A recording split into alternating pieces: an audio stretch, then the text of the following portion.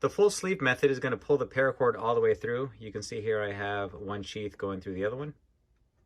Now the good thing about that is you have a solid piece of paracord going all the way through the entire length, but then you have to figure out a way to terminate the other side. Here I just use some heat shrink tubing. It's actually really strong. You can also pull in a partial sleeve. This works well if you want to add an eye splice on either end of your cord. The only issue is it only goes a partial way, and so you need to figure out a way to terminate this end, either with super glue, a stitch, or even a drop of molten paracord. I'll start by showing you the full sleeve.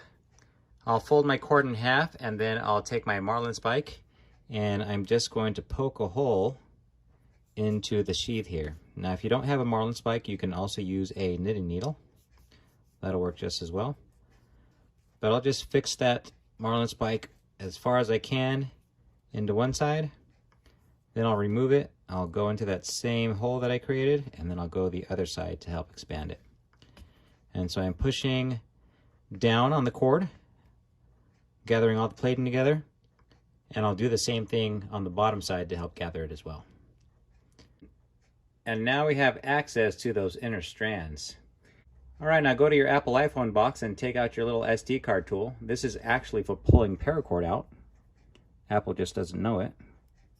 You're going to access this hole, and you're going to pull out one single strand of cord.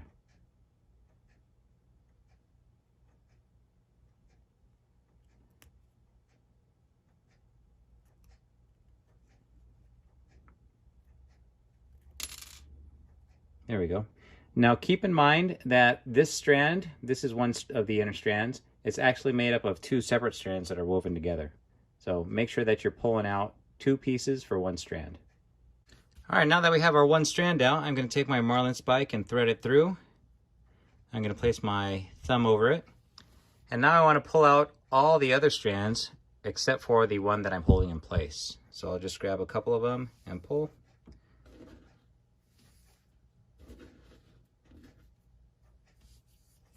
There we go. Now I just have one left, and I still have my little loop at my center point. Now I'm going to pinch one side because I don't want it coming out of one side.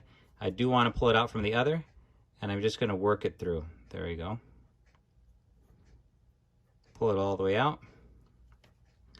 Perfect. Now here is the business end to what we're going to do. I'm about to take this cord and place it into the flame. Now I just want it in there long enough so that I can warm up the nylon and shape it. I don't want to melt it to the point where it's going to burn my fingers, and that's because I'm using my fingers to shape it. So it's just a split second that it's going to go in. And I'll start to shape. Shape. And I'm just gathering this outer sheath together. I want to get it close to a point as I can. But at the same time, I want to leave a little pocket, there we go, I did it, to accept the small nylon piece that I'm going to thread through. And so now I've shaped at the end of this sheath a little pocket that I can place the inner nylon strand. Now I'm at the point where I'm going to take this nylon inner strand and fuse it to this portion of the nylon sheath. But before I do that, I'm going to take one end of my lanyard and thread it through. Okay, now I'm going to fuse these together, just using a little bit of heat.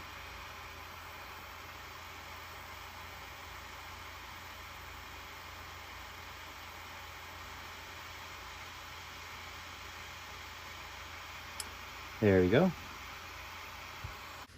So this is what our setup looks like so far. I have my end that I'm going to pull, and as I pull it, I bring that melted end together into the sheath. But it's not going to accept it just yet. What I need to do is take my marlin spike and reopen this hole where this single strand is coming through.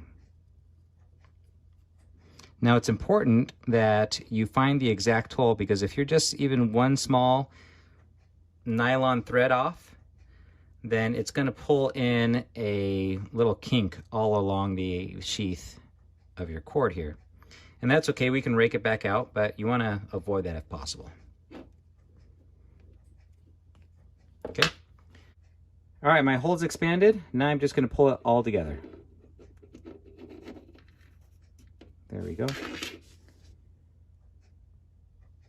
So from here, I'm just going to go a little ways back where the eye splice takes place, and I'm going to help gather the sheath together so that it can slip the rest of the way. This one I'm going to close up completely tight.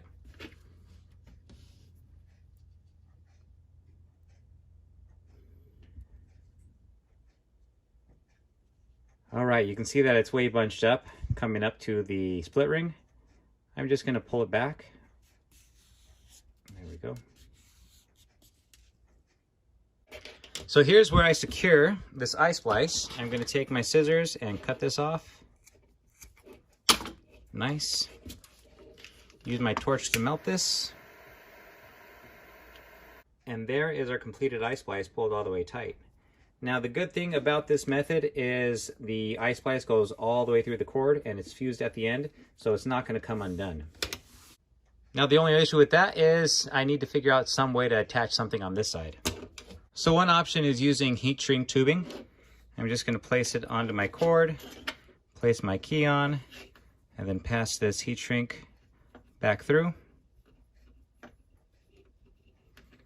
Okay, let's lengthen that just a little bit. All right, now I'm going to heat this up.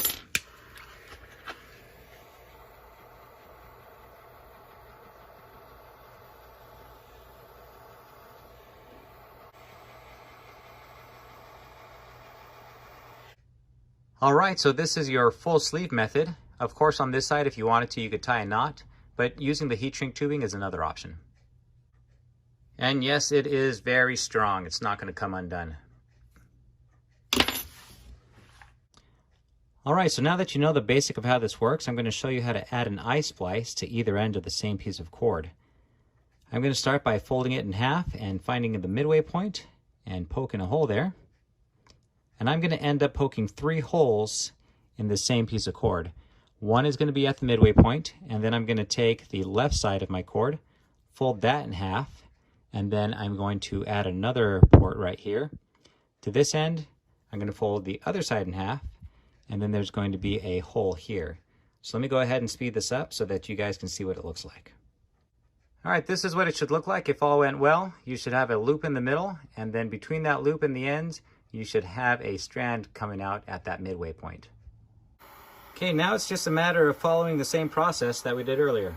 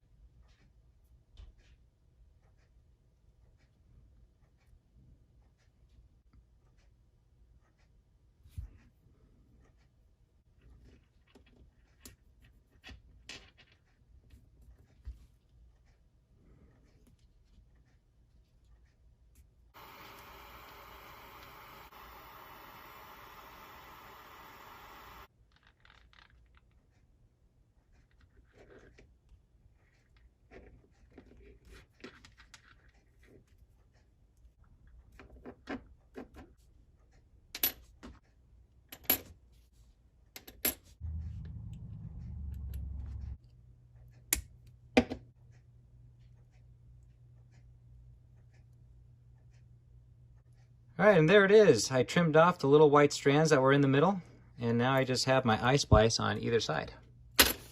Now for this one, I left the melted ends inside the sheath, but if you wanted to, as you were pulling everything through, you could reopen up that hole with your marlin spike, pull out the end, and then snip it off, and then work it back in so that you don't have that hard spot in your line.